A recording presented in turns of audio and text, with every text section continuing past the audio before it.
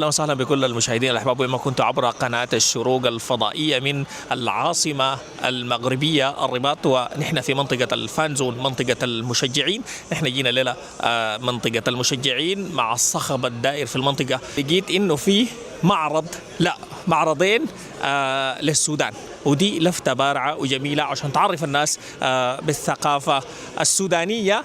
خليكم متابعين معنا.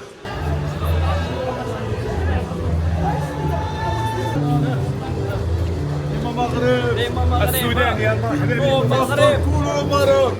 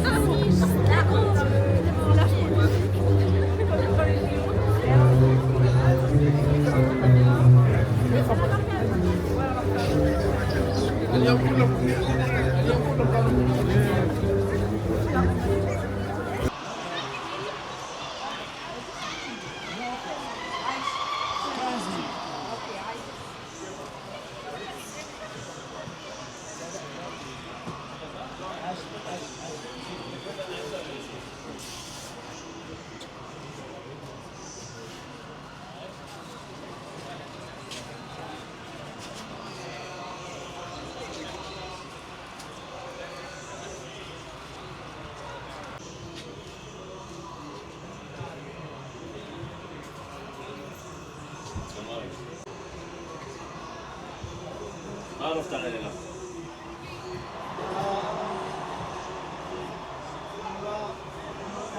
ما شاء الله شفت كيف جدا الحيدرنا في تشجيع مشجعين كفورة يملوا دول، يعني عمل دول يعني ظهر.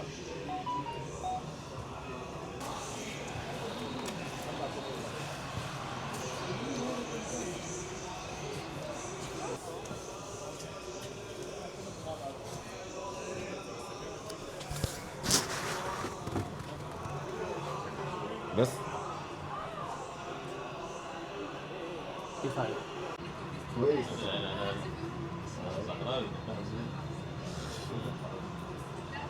أخيرا مكان الدنيا والله. بس ليه الصور مرة ستة بالمناسبة الجميع كده صورتها. هاي الصور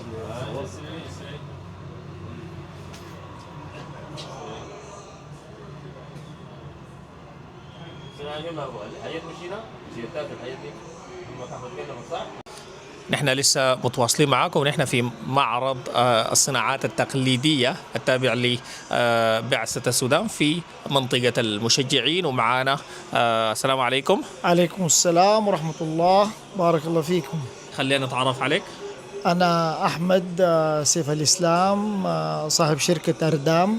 احنا الشركة المشاركة في المعرض بالمنتجات السودانية تبع السفارة السودانية. فعندنا المنتجات العضوية كلها والأشياء يعني الطبيعية اللي بتختص بالمنتج السوداني، اللي هي تتكون من الصمغ العربي. أيوة.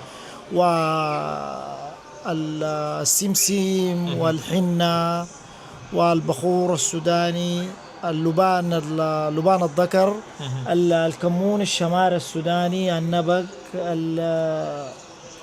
زيت السمسم، كل الأشياء السودانية هي موجودة معانا ومشاركة بقوة في المعرض. أحمد، الفكرة بتاعت إنه يعني أنتوا تشاركوا في المعرض ده جاتكم من وين؟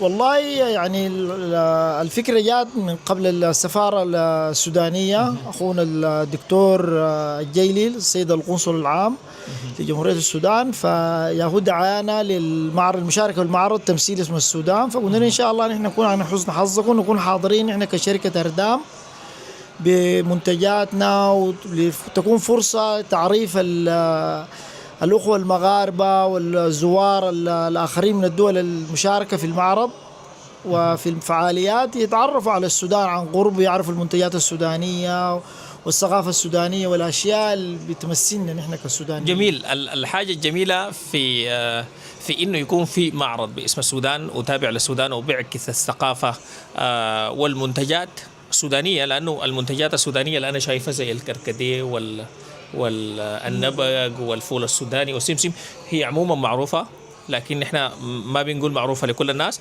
ممكن يكون معروفة لفئات محددة، لكن ده كمان طالما انه في ثقافات مختلفة هنا بشعوب مختلفة، بكده احنا بنكون عرفنا عدد أكبر على المنتجات السودانية.